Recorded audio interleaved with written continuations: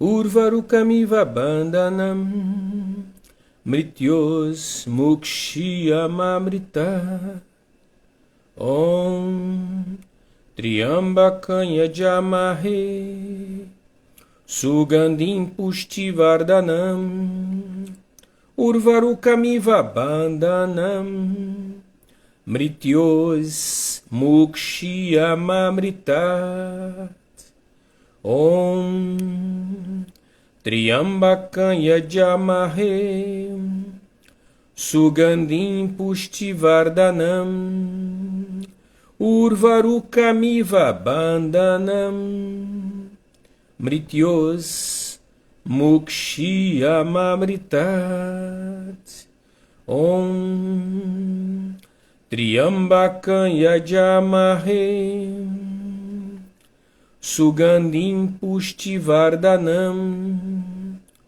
Urvarukamiva bandhanam Mrityos mukshiyamamrita. Namastê. Saudações, Igor. Harion. Quanto tempo, cara? Como é que você tá, rapaz? Beleza? Quem é vivo sempre aparece, cara. Namastê, Gabriela. Harion. Uma boa noite para vocês. Igor e Gabriela. Vamos começar a live, né? Vocês já estão aí? Eu ainda estava cantando mantra. E a conversa é uma conversa que já começou há algumas semanas, né? Nessa questão, namastê, essa questão do relaxamento, né? Relaxamento facial. Porque é uma coisa muito, muito interessante. Eu estava conversando com uma aluna ontem. Eu estava conversando com uma aluna, ou foi hoje? Não, acho que foi ontem. Enfim, não importa. E ela estava me falando sobre uma placa que ela ia usar, uma placa dentária, né? E isso, infelizmente, é muito mais comum do que se imagina. É que ela teve ainda assim, a sacada de procurar um profissional para poder ajudar ela nessa questão de ver a mordida, a mandíbula, a tensão, porque eu não estou falando da parte odontológica não é isso não, tá? Eu estou falando da tensão, E isso pode evoluir para trismo, pode evoluir para bruxismo, pode evoluir para ambos, ou pode ter outras consequências, que às vezes você não tem nenhum nome específico. Você tem uma zona de tensão muito grande na mandíbula, né? E isso está relacionado à nossa mente, né? É uma energia nervosa, né? Então, a gente tem essa energia, essa emoção, por N fatores, e a gente tem que descarregá-la de alguma maneira. E nem sempre nós conseguimos canalizar para a área adequada, né? Então, isso é uma coisa que a gente tem que ter muita atenção. E como a gente está preocupado com boleto, preocupado com outras questões, eu não vou nem dizer que são mais urgentes, mas são mais tangíveis, estão mais evidentes, né? Porque muitas vezes a gente carece de consciência corporal. Quando você tem mais consciência corporal, e é isso que o yoga nos convida, nos estimula, você consegue perceber mais nitidamente isso, né? Através de exercício, através de respirações, você vai tendo uma percepção maior de si mesmo, do seu corpo, e aí você percebe boca, você percebe dente, você percebe cabeça, você percebe os olhos, você percebe N coisas. Agora, namastê, Fred. Agora, se você não tem essa percepção, você está simplesmente no mundo trabalhando, fazendo suas coisas, muita coisa vai passando batida. E aí, quando você grita, né, quando o teu organismo grita, né, aí você vai procurar um médico e aí você descobre que foi lá atrás, 20, 30, 40 anos atrás, você vem num processo contínuo de tensão e que desagou agora nisso, né? Então, isso é uma coisa que a gente tem que ter sempre em mente. Por isso é que o yoga está sempre nos convidando para nós fazermos essa autoinvestigação, nós nos observarmos, nos percebermos, né? Como é que eu fico diante de determinada situação, sabe? Por que eu mostro sempre essa dificuldade? Porque eu procrastino sempre nesse tema. Porque, às vezes, quando a gente fala assim, procrastinação, parece que a pessoa procrastina em tudo. Em tudo. A pessoa se sabota em tudo. Não, não é verdadeiro. Não é verdadeiro. Existem coisas pontuais que nós nos sabotamos. Existem coisas pontuais que nós procrastinamos. Existem coisas pontuais que nós nos tensionamos. Então a gente tem que se observar para estar tendo essa percepção, né? Em qual é a área. E aí eu boto uma lupa maior, dedico mais um tempo a explorar aquilo ali, porque é isso que tem a ver com autoconhecimento, né? Muita gente fala sobre autoconhecimento. O autoconhecimento é importante. Realmente é importante. Mas olha só, tudo bem. E serve para quê o autoconhecimento? Sabe? Isso tem que ser um efeito prático, cara. E é disso que nós estamos falando. É disso que eu estou falando com vocês agora. O autoconhecimento do meu corpo, o autoconhecimento da minha mente, esse autoconhecimento eu tenho que ter para um efeito prático. Eu tenho que dar um outro rumo para a minha vida. Eu tenho que aperfeiçoar o que eu já faço bem. E o autoconhecimento vai estar me dando isso. Mas desde que eu dedique uma atenção a mim mesmo, às minhas questões, às minhas dores, às minhas emoções, às minhas fraquezas, às minhas virtudes, os meus defeitos. Eu tenho que me observar para poder estar desabrochando essa situação. Isso ficando cada vez mais claro para mim e eu vendo o que eu preciso fazer para poder melhorar. É disso. Então, o autoconhecimento como autoconhecimento, ele não leva a gente a lugar nenhum. Tem que ser um autoconhecimento direcionado para algo prático. Algo que eu tenho que resolver, algum problema a ser solucionado. Do contrário, não faz sentido. Né? Como é que eu vou te falar? Sei lá. Fica uma coisa meio sem sentido, meio vazia, né? Então, vamos começar a live. Ou melhor, já começamos a live, vamos falar sobre a glote, né? Vamos falar sobre a glote. Que tem a ver com isso, né? Tem a ver com isso que a gente está falando. Porque a glote tem uma questão emocional muito importante, né? Vocês já devem ter vivenciado a experiência de engolir em seco. Engolir em seco é uma coisa que remete a uma decisão. E vê bem, quem decide geralmente é o juiz. Ele avalia e ele dá uma decisão. Na acupuntura, na medicina chinesa, existe a figura do juiz. O juiz, ele está relacionado à vesícula biliar. Entendeu? Ele está relacionado à vesícula biliar, ao fígado. Então ele faz um juízo ali. E ele toma uma decisão e faz. Vai lá e faz. Né? O que tem que ser feito. E tem, quando eu falo sobre juiz, eu estou falando sobre um aspecto emocional. Né? Tem toda uma questão emocional envolvida. Então, essa questão da glote, de engolir em seco, eu mesmo vivi uma experiência, muitos anos, né? Eu estava com 19 anos. Não, menos. Eu estava com uns 18 anos, 17 para 18 anos. E eu namorava uma menina aqui na ilha do Governador. E eu entrei no prédio dela, a gente tinha brigado. Já tinha uns dias que a gente tinha brigado. E eu fui a uma festa e bebi muito. E aí, depois de ter bebido muito, eu resolvi fazer uma reconciliação com ela. Só que eu escolhi mal o horário, né? Devia ser por volta de umas 2, 3 horas da manhã, eu resolvi entrar no prédio dela.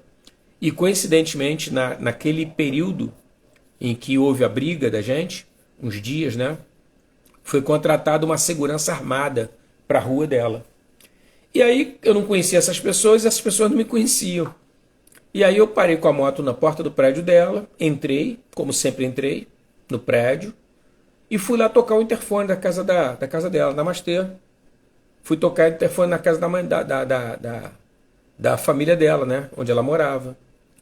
E aí, um senhor, Namastê, um senhor que fazia parte da segurança armada, ele entrou no prédio, foram dois, né? Tinha um senhor mais idoso e um outro mais jovem. E esse cara mais jovem falou comigo, falou, se tu der mais um passo eu atiro em você. Aí eu, engoli em seco, cara. É isso que eu estava falando para vocês da glote. Tem a ver com uma questão emocional, né? Eu engoli em seco porque eu sempre tive, isso sempre foi uma característica minha, né? Toda vez que eu tive contato com bebida alcoólica, né? Eu ficava uma pessoa mais dócil do que o normal. O meu problema era quando eu estava sóbrio. Eu, não totalmente bêbado, né? Mas eu, animado pelo álcool, namastê. Eu era um cara extremamente dócil, incapaz de agredir alguém, de brigar, de enfrentar alguém armado, né? O problema meu era quando eu estava sóbrio. Eu, sem álcool, era um perigo. Era uma figura explosiva, né? Então, e totalmente inconsequente, né? Com os outros e comigo mesmo, né? Então, o cara disse que atirava em mim, porra. É impressionante. Eu tinha bebido nesse dia. A impressão que deu é que o álcool foi todo embora ali. Quando eu engoli em seco, o álcool foi embora. Porque chegou um emocional, né? Que eu já conhecia, porque eu já tinha vivenciado essa experiência da transformação. Não tem assim, essa ficção do incrível Hulk, da pessoa se transformar? Olha lá, Alexandre, esse relato já está me fazendo apertar os dentes de novo. O que acontece é que esse processo já tinha acontecido comigo em outras oportunidades, né? Briga de rua, coisas desse tipo, né? Você é adolescente, você muda. Então a temperatura corporal, eu percebia que meu corpo esfriava, ou melhor, meu corpo esquentava, mas as minhas mãos ficavam frias, né? E eu começava a sentir um sabor metálico na boca. Quando acontecia isso, eu sabia que o monstro estava aparecendo, o monstro estava chegando. Essa era a minha leitura, o Alexandre com o Alexandre, tá? Muito antes do yoga. Eu nem sonhava em yoga. Eu só fui ter contato com yoga depois que eu saí do quartel. Isso que eu estou contando para vocês foi antes de eu ir para o quartel, né? Só fui conhecer o yoga quando eu terminei meu curso de química. Eu já estava com 22, 23 anos. Foi conhecer o yoga. Então isso, com 17 para 18 anos, foi essa situação. E aí o cara falou, pô, cara, eu atiro em você. Eu falei, pô, meu irmão, quem vendeu essa arma para você, cara, é bom que tenha vendido disposição para atirar, porque você vai ter que atirar em mim. Se você não atirar, eu vou tomar ela de você e vou atirar em você. Falei para ele. Mas eu não falei para ele como bravata. Eu falei para ele para dar uma chance a ele dele mudar o discurso dele, porque eu não ia mudar o meu.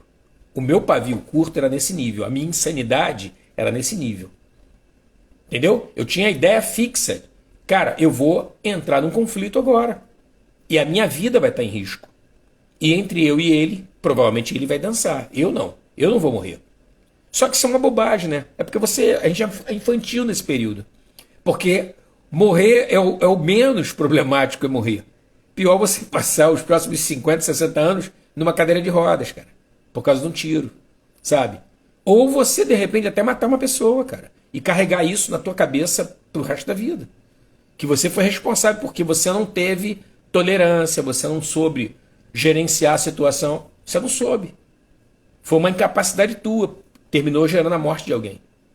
Então, mas isso você só vai aprender com o tempo. Infelizmente, funciona dessa maneira. O yoga tem uma pegada diferente, né?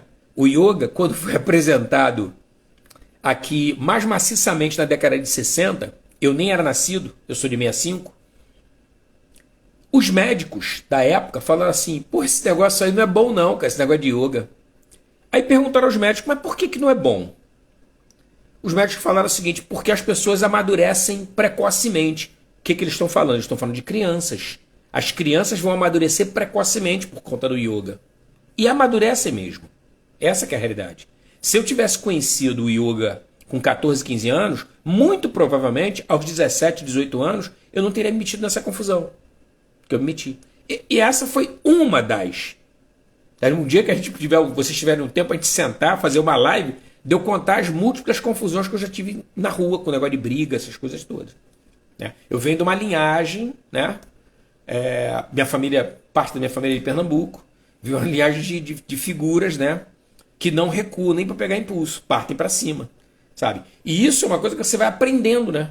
Você vai criando um estado emocional que vai fazendo com que você acredite naquilo ali como sendo a única solução para as coisas. Isso é muito ruim, né? Namastê. Isso é muito ruim, esse tipo de situação, né? Então isso é que eu falei para vocês que a nossa glote, ela indica, né, que algo não está indo bem. Ou seja, a minha impressão, a minha emoção, yoga salvou. É isso aí, Fred. Isso aí, a minha também, cara, com certeza. Yoga salvou a minha vida. Se eu não estivesse hoje sem o yoga, tá? Se eu não estivesse morto, o mais provável era isso, você teria estado morto, eu estaria preso, cumprindo pena por ter matado alguém, cara. O meu pavio curto era de um nível assim assombroso. E essa coisa que eu falei para vocês não é papo furado, não. Essa coisa da transformação, de você sentir esses efeitos no teu organismo, é um descontrole muito grande, cara. Sabe? Você nem responde mais por você. Você fala assim, cara, agora eu não sei o que vai acontecer. Você fala isso intimamente. Eu não sei o que vai acontecer agora. Sabe? E o yoga vai te dando uma outra visão de vida, né? É completamente destrutivo, né? É, cara, essa criação, falou bem. Essa criação espartana. Eu não sei se o pessoal tem essa percepção do que o Fred está falando, né? Porque a cidade de Esparta, uma cidade-estado, ela é uma cidade militarista, né? Então, eles tinham técnicas de luta, de combate, de tanto que eles treinavam, né? Era um exército muito bem treinado, que eles com poucos soldados, né? Eles conseguiam fazer um estrago muito grande no adversário. Então ninguém queria brigar com Esparta. Esparta era um problemão. Problemão, né? É um negócio muito doido. Isso aí também é outra coisa interessante. Eu, inclusive, no curso de formação, aqui da Escola Jaya, eu falo sobre as escolas gregas, né? Isso para ilustrar, para dar uma base de entendimento da ética do yoga.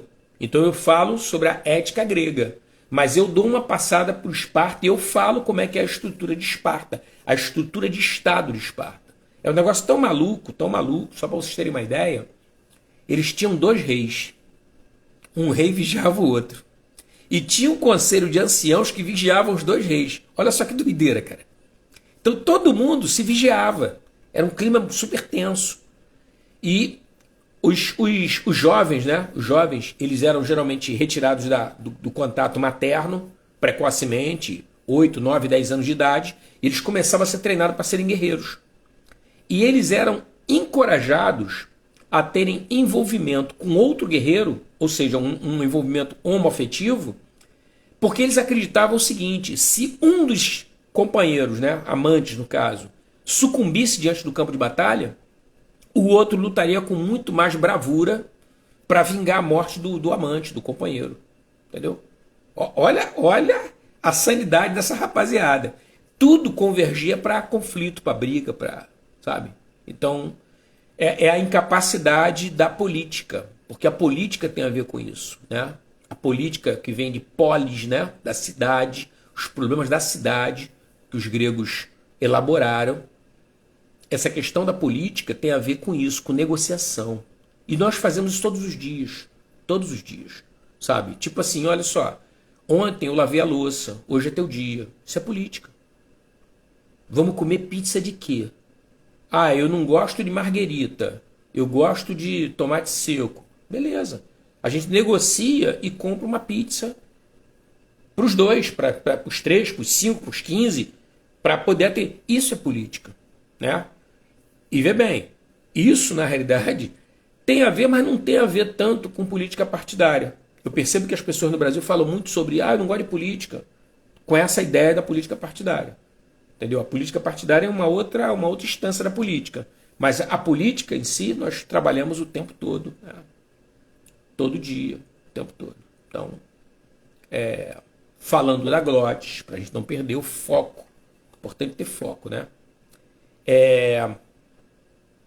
Essa área da glote, ela vai servir como uma espécie de refúgio.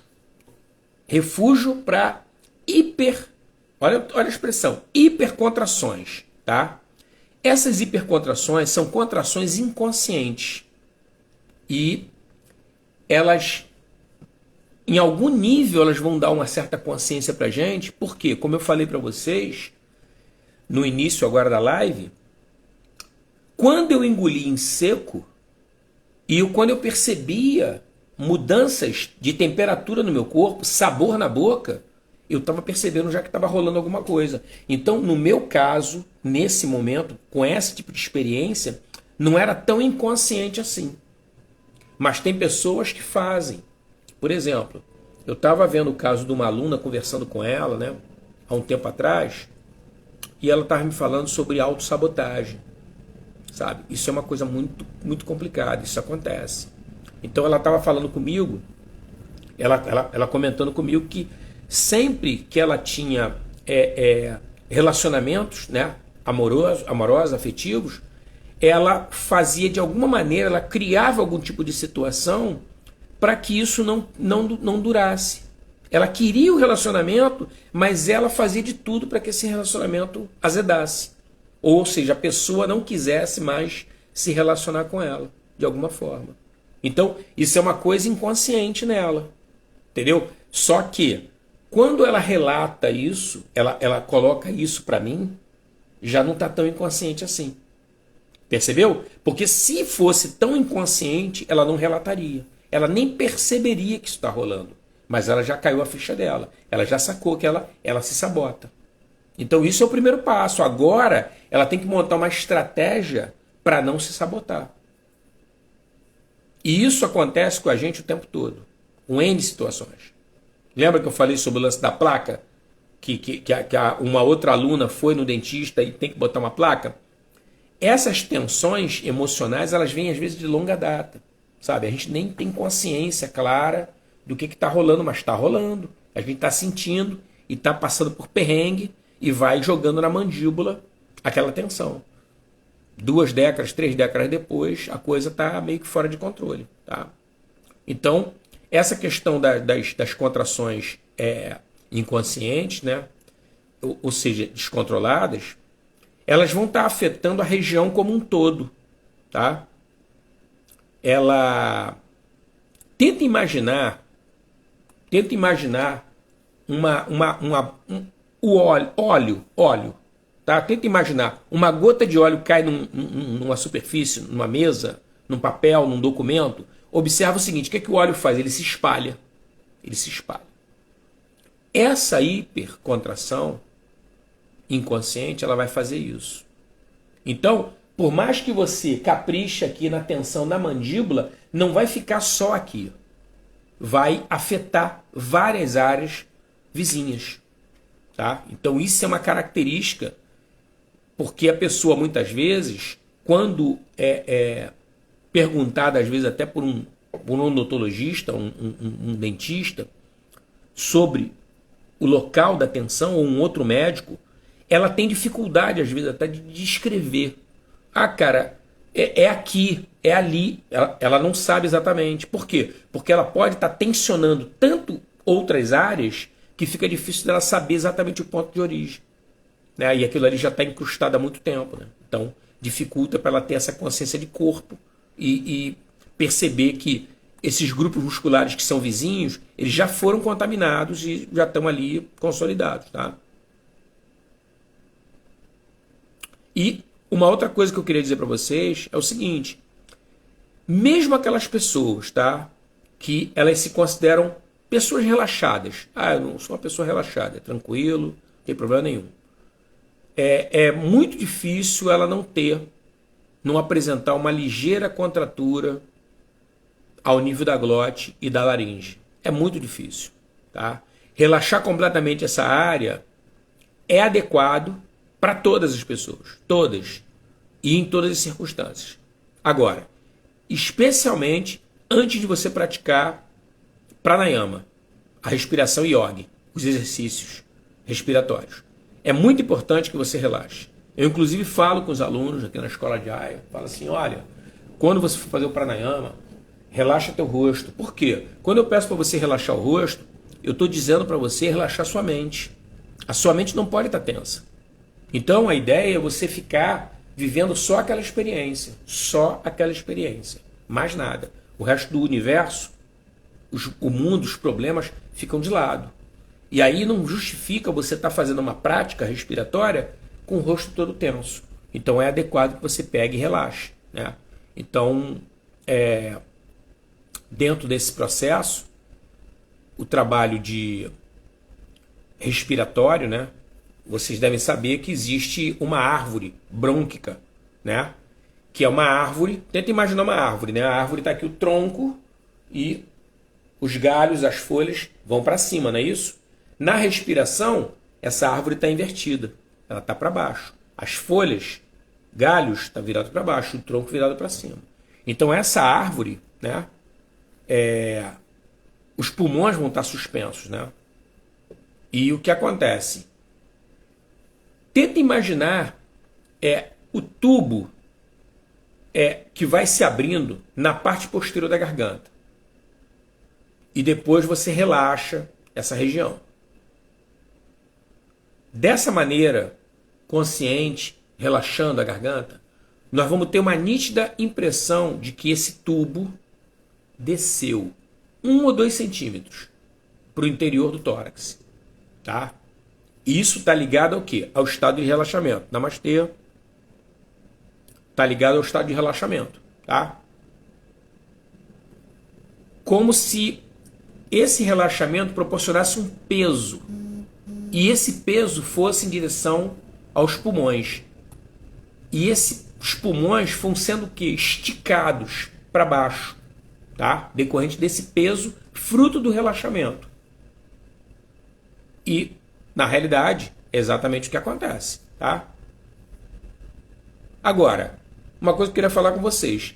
Ao mesmo tempo que nós estamos fazendo isso, nós vamos estar relaxando garganta, pescoço, boca.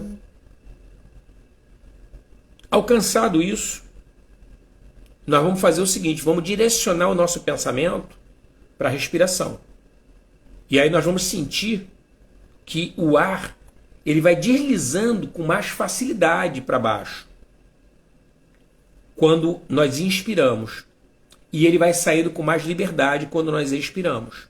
Ou seja, você liberou toda essa tensão, namastê, você liberou toda essa tensão da região, com isso você consegue uma fluidez maior de entrada e saída de ar. Tá? A tua respiração fica mais livre, mais solta. Agora, essa modificação na respiração mais especificamente no pranayama, que nós não temos quando essa área está bloqueada e com contraturas. Né? É aquela coisa, na acupuntura usa uma expressão, você engoliu um caroço de ameixa. É uma coisa desagradável. Eu não sei se o pessoal, não sei a faixa etária do pessoal, existia uma bala chamada bala soft. Era uma bala assim, não era esférica, né? Era como se fosse um disco. Parecia um disco assim intervertebral a bala. Mas era pequena, não é muito grande não. E ela, sendo muito lisa, muitas vezes tu se distraía e engolia aquilo, cara. A sensação era desagradável, aquilo passando na garganta, cara. Meio que alargando, né? Desagradável. Então a ideia, esse caroço de ameixeira, essa tensão na garganta, tá ligado a esse processo emocional, né? Então, junto com esse processo do relaxamento, de você relaxar para respirar com mais profundidade, com mais liberdade, tem a ver também com nós relaxarmos as cordas vocais. Tá? E aí nós vamos o quê? Vamos começar criando uma percepção, uma sensação de que a garganta ela está inchada e que se transforma numa grande chaminé, por onde o ar entra e sai livremente. Então essa prática vai ter repercussões sobre o estado mental, o nosso funcionamento da mente, tá? Especialmente quando nós precisamos fazer com que o que eu chamo de papagaio interno feche o bico. Porque, olha só, eu não sei se vocês vivenciam isso. Vocês já devem ter visto pessoas que falam sozinhas. Elas não estão falando sozinhas, elas estão falando consigo mesmas, né? É como se fossem duas pessoas. Você fala e você ouve. São duas pessoas ali, né? E isso é uma projeção da nossa mente. A nossa mente pode silenciar, mas ela também tem essa característica de trazer para algo tangível. Olha só, tentar refazer o exemplo para vocês poderem entender talvez um pouco melhor. Eu tenho uma ideia de fazer alguma coisa, mas Pô, não está muito claro na minha cabeça. Por que eu faço? Tive uma ideia bacana. Eu vou pegar um papel, uma caneta, um lápis, e eu vou tentar trazer o que está na minha cabeça para o papel. Vai ficar mais fácil de eu visualizar. De certo modo, quando você fala sozinho, quando você fala com você, é o que você está fazendo. Você está trazendo questões da sua mente para algo mais tangível, que é a sua audição. Você comparar com alguma coisa, falando. Vai ficando mais claro para você. É um recurso isso, tá? É um recurso. Então, quando nós estamos sozinhos, né? No meio da natureza, no meio da floresta, né? Na intenção de deixar mergulhar no espetáculo que essa natureza nos oferece, nós aí vamos perceber que mentalmente nós estamos falando, tá? Tendo uma conversa inteira e interna, tá? E tem pesquisa, gente, tem pesquisa disso, tem pesquisa recente que mostram, né, que mesmo sem palavra em voz alta, todo o nosso aparelho vocálico, né, ele vai iniciar e ele vai delinear também as diferenças e as diferentes posições que ele tomaria se falasse de forma eficaz. Isso é uma coisa complexa, né? É uma estrutura complexa, esses movimentos, tá? O discurso, esse medo interior. E esse medo interior, ele vai acarretar um consumo considerável de energia nervosa, tá? Então, por isso, vocês percebam o seguinte, olha só, não é por acaso que os yogis, eles incluíram dentro das práticas, né, umas disciplinas mentais e a prática de Mauna. Mauna em sânscrito é silêncio. Namastê é silêncio, tá? Então você praticar o silêncio. Mas olha só, como nós estamos vendo, né? Essa mutez, né? Eu acho que a expressão é essa, mutez, de ficar mudo. Essa mutez interna, eu acredito que seja mutez. Essa mutez internamente, né? Você tem que ser capaz de manter o silêncio interno. Não é uma coisa simplesmente, parei de falar. Não. A tua mente, você vai ter que se voltar para dentro de você e observar a sua mente, tá? E, vê bem, existe uma expressão chamada psittacismo mental, tá? Que é um obstáculo complicado, tá? Então, quando aborda o yoga mental, e especialmente a meditação, é possível que nós verifiquemos se a glótia está perfeitamente relaxada e também se as cordas vocais, a língua, o maxilar inferior, no caso a mandíbula, né, e os lábios estão nessa mesma tendência, nessa mesma onda, tá? E isso diminui sensivelmente à medida que nós vamos introjetando, interiorizando e percebendo essas estruturas tensas. Nós vamos dando comando para elas relaxarem, tá?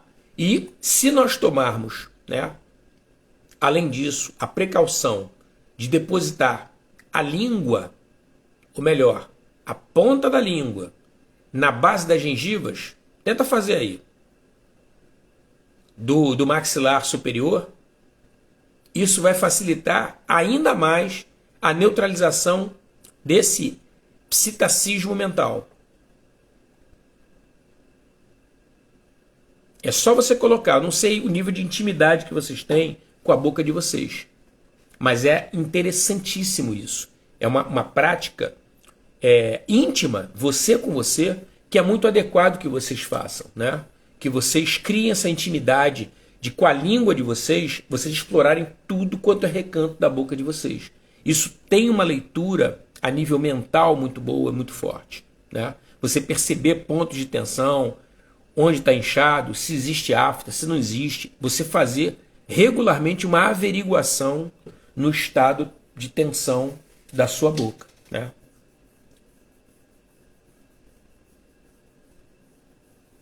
E o que acontece? Se nós mantivermos por vários minutos essa colocação da ponta da língua, como eu descrevi para vocês, na gengiva, na base da gengiva,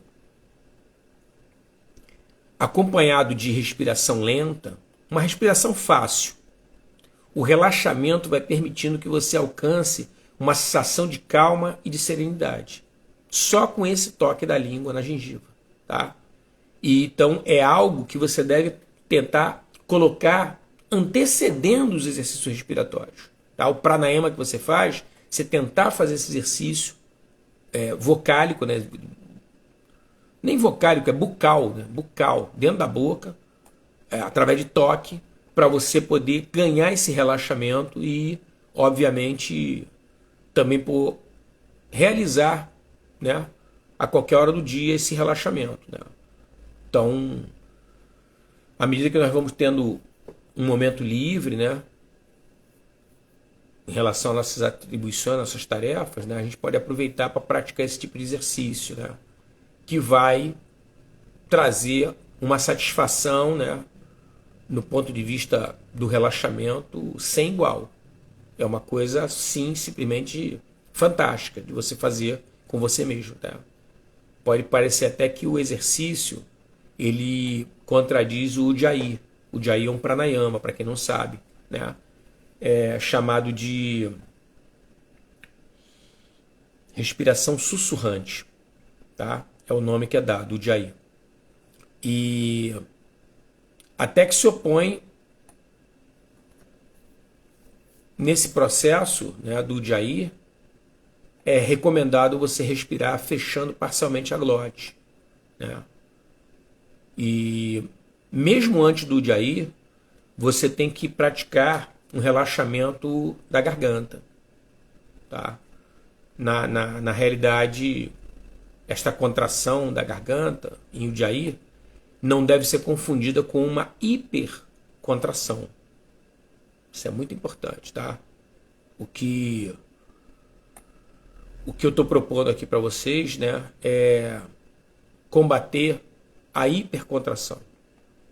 Essa hipercontração inconsciente, tá? Enquanto no caso de Ujjayi, o fechamento parcial da glote, né, ele é totalmente consciente e voluntário. E, obviamente, temporário também, né? Que é o tempo da prática do pranayama. Então é importante que nós lembremos, né, que durante a prática do Ujjayi, essa desaceleração da respiração deve ser da ordem de que o ar não esfregue nas cordas vocais, né? Que um pequeno ruído que se percebe internamente e até externamente vem apenas de uma fricção de ar ao nível da glote, tá? Um outro aspecto é que, além disso, a prática de relaxar a glote, a língua, os maxilares, né, no caso maxilar e mandíbula, contribuem para melhorar a qualidade da voz. Isso é outro parâmetro interessante, tá? E de modo que essa voz se torne melodiosa e harmoniosa, tá? Atuando nas vias respiratórias superiores.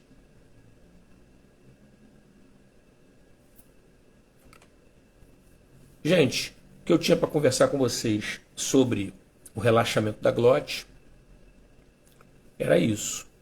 Se vocês quiserem fazer alguma pergunta, estiver dentro do meu alcance, teria um prazer em responder. Se não, eu vou procurar pesquisar e numa próxima live eu trago para vocês a resposta e deixo gravado aqui, caso vocês não estejam presentes. Dúvidas? Fiquem à vontade.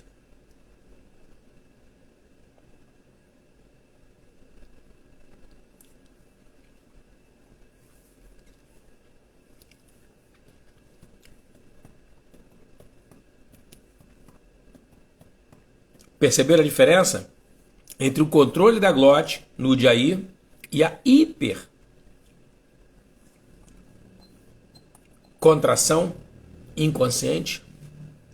É isso que a gente tem que estar observando. Essa hipercontração. Tá? Isso é um negócio que complica. Porque É o que é o que eu estava falando para vocês. O gasto de energia desnecessário é muito grande. Toda vez que você está tenso, as pessoas elas não têm noção. Eu estava falando para vocês agora, no começo da live, sobre esse meu descontrole emocional. Namastê.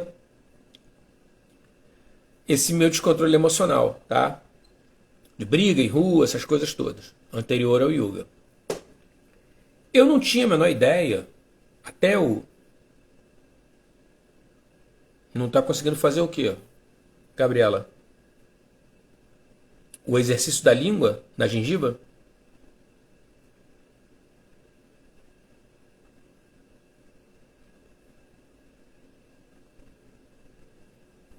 Mas, como eu estava falando, a questão do descontrole emocional que eu tinha, eu não tinha ideia do quanto de energia que eu gastava. Desnecessariamente. A pessoa que tem uma crise nervosa, a pessoa que se irrita, ela gasta muita energia, cara. As pessoas... Eu estou... Ah, tá. Eu estou... Tenho um bruxismo incontrolável. Entendi. Entendi. Mas você não está conseguindo relaxar a musculatura? Ah, o exercício. Tente devagarzinho. Tente devagarzinho. Vai fazendo aos poucos. Um pouquinho, todo dia. Várias vezes ao dia você vai pouquinho fazendo exercício. E você vai percebendo que vai relaxando a glote, a mandíbula, vai relaxando tudo isso. De pouquinho em pouquinho. Pouquinho em pouquinho. Tenta fazer o exercício. Como eu descrevi. Sabe? Vai fazendo devagarzinho. A própria exploração. Porque olha só, vou falar uma coisa para vocês que tem a ver com comportamento social, tá? Tem pessoas que quando acabam de comer, elas vão ao banheiro para limpar a boca de resíduos de comida. Tem pessoas que não. Tem pessoas que publicamente você percebe que a pessoa está usando a língua para limpar a sua boca. Não sei se vocês têm essa observação, já pararam para perceber isso, para observar isso. Essa segunda pessoa que eu descrevi, que ela faz uma limpeza usando a língua, ela já está fazendo uma massagem interna de várias estruturas dentro da boca. E, gente, olha só, massagem relaxa.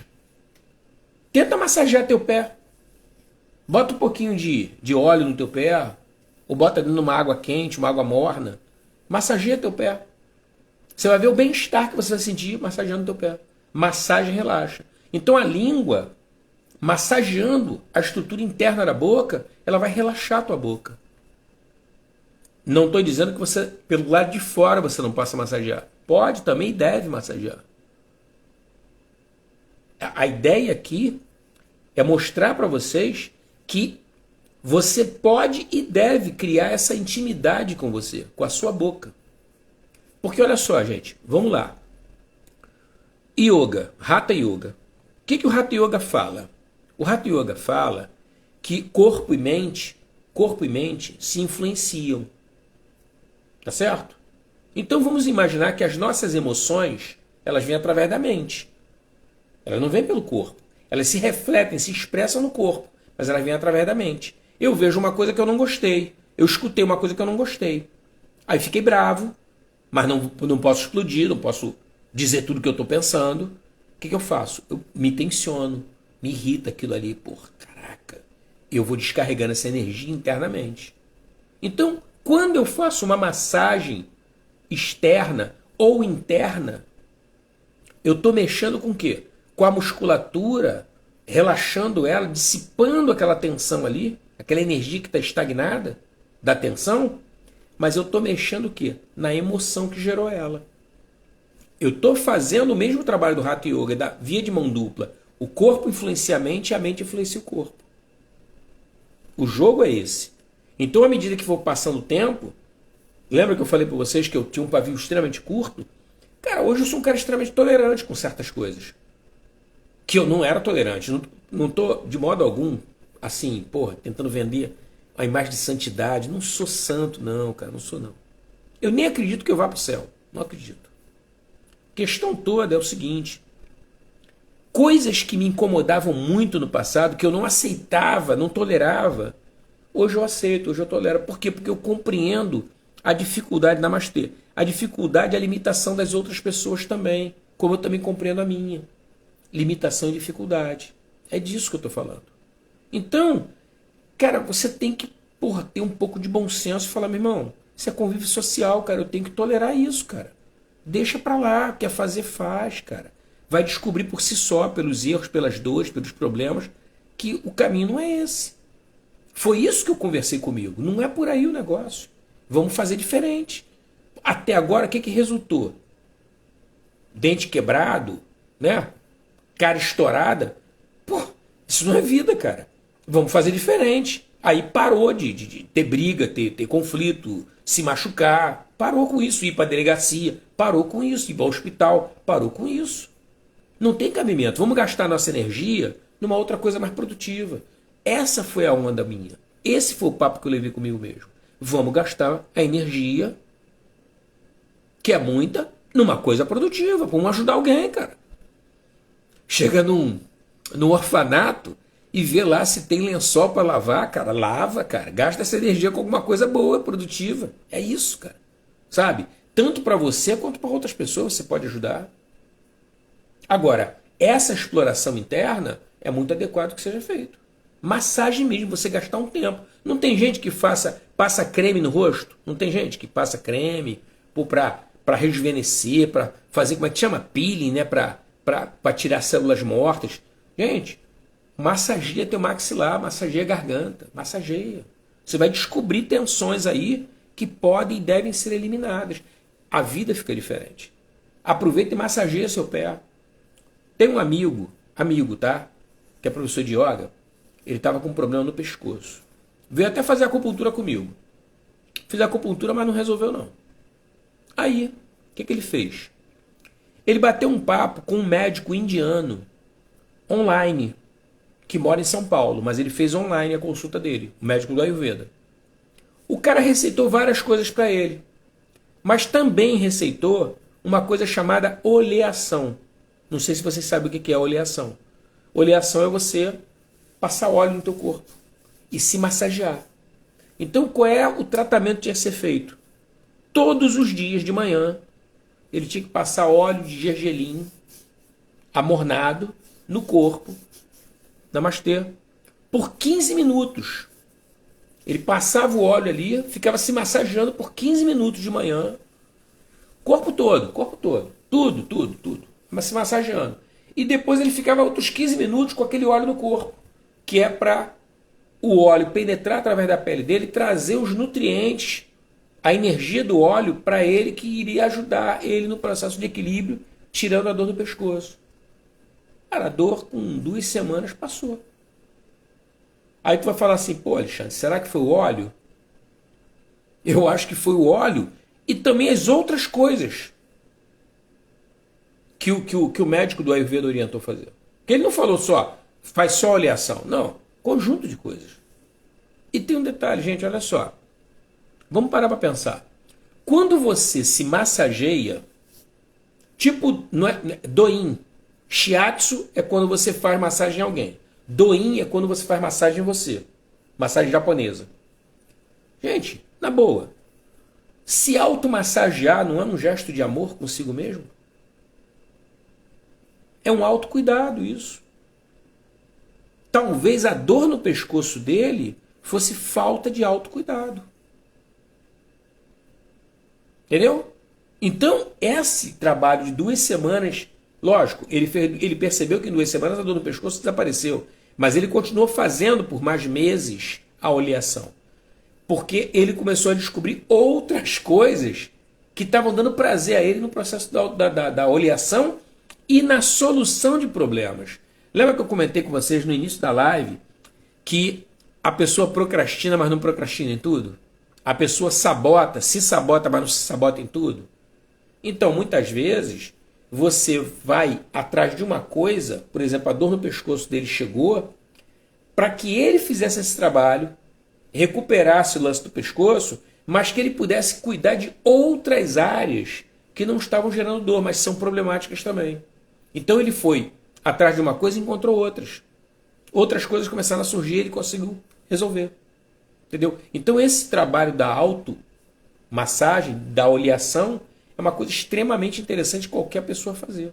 E detalhe, olha só, nem precisa, pô, Alexandre, você está falando que eu tenho que procurar um médico do Ayurveda para fazer. Não é isso, não. Gente, vocês têm os gostares de vocês. Faz uma pequena pesquisa no teu biotipo. Cara, para mim, eu tenho mais tendência a óleo frio. Eu gosto mais de óleo frio porque eu sinto muito calor. Isso é um parâmetro. Ah, não, eu sou friorento. Então eu preciso de um óleo que esquente. É outro parâmetro. Então o que você faz? Você procura um óleo que esquente, por exemplo, uma dica, tá? Eu tenho até na escola de Jai, quando eu faço massagem lá e faço acupuntura, às vezes tem alguns trabalhos em acupuntura que você precisa fazer massagem, e aí eu faço massagem com ventosa. Ventosa deslizante, é uma técnica, né? O que acontece? Se a pessoa sente frio, eu tenho óleo de gengibre. O óleo de gengibre, que eu faço, é um óleo medicado, baseado no Ayurveda, é um óleo que esquenta teu organismo. Então, para uma pessoa que é friorenta naturalmente, o óleo de gengibre cai bem. Ah, mas Alexandre, e se a pessoa é calorenta? Por exemplo, uma mulher que está na menopausa ou uma pessoa que já tem realmente uma tendência a um metabolismo mais acelerado, temperatura mais alta. Óleo de coco. Óleo de coco é refrescante. Então, eu tenho um ou outro para poder estar usando. Cara, pega e usa. Usa o teu bom senso. Ah, mas Alexandre, porra, eu não gosto muito do cheiro do óleo de coco. Problema nenhum. Experimenta botar um pouco de essência, de uma essência que você goste. Ah, eu gosto de rosa mosqueta. Bota no óleo de coco um pouquinho de essência de rosa mosqueta e faz a oleação em você. Já tem um tratamento, um autotratamento. E se observa. Vê como é que você vai ficar depois disso. Às vezes você se sente melhor. Às vezes você começa a perceber coisas que até então você não percebia em você. Mas olha só, gente, na boa, não é um dia fazer isso. Faz algumas semanas, todos os dias. Para você poder ter um resultado e você falar assim, ah, houve uma mudança. Um dia só é pouco. Faz hoje, faz amanhã, faz depois de amanhã. Vai fazendo, vai fazendo, vai fazendo. Sabe? E vê como é que se sente. Porque não tem contraindicação. E nós estamos falando da maior boca que nós temos no corpo, é a pele. Ela absorve. Não adianta você botar mundo de óleo ali. Toda a pele tem um limite de absorção. Então você vai botar um pouco de óleo e você vai observar a tua pele. Daqui a pouco aquele óleo que você colocou, ele vai desaparecer. Por quê? Porque ela sugou. Se você colocar mais, você vai perceber que ela já não está absorvendo mais. Então o limite do teu óleo, da tua pele, por exemplo na perna, é uma passada só de mão. Até para você não ficar gastando óleo à toa. Então você vai criando essa intimidade, vendo como é que é a absorção da tua pele. É um autocuidado. Você vai hidratando tua pele, você pegando nutrientes através da pele, você está absorvendo nutrientes que vêm no óleo. A essência te equilibra emocionalmente. Então tudo isso você pode criar um mecanismo de autoequilíbrio, de autocuidado, que tem a ver, como eu falei no início da live, com autoconhecimento. Você se conhecer, você criando uma intimidade com você. Tá? Gente, dúvidas? Agora fiquei preocupado com a hora por causa de não derrubarem a live, por causa do horário. São 10h07, já não está muito avançado não. Se quiserem perguntar mais alguma coisa, fiquem à vontade, fazer alguma consideração. Como é que tá aí, Gabriela? Conseguiu fazer o exercício, não? Tá dando para fazer? Tá tentando fazer o exercício? Faz o exercício. A Sueli chegou depois tu viu a live, Sueli. Eu estava ensinando o pessoal a fazer um exercício para relaxar mandíbula, pescoço, garganta, glote, tá? Tu pratica aí e depois você me conta aí como é que ficou. Manda no direct o que vocês estão sentindo aí em termos de exercício. Ah, e outra coisa, dá uma olhada na live anterior a essa, que eu ensinei também um outro exercício lá.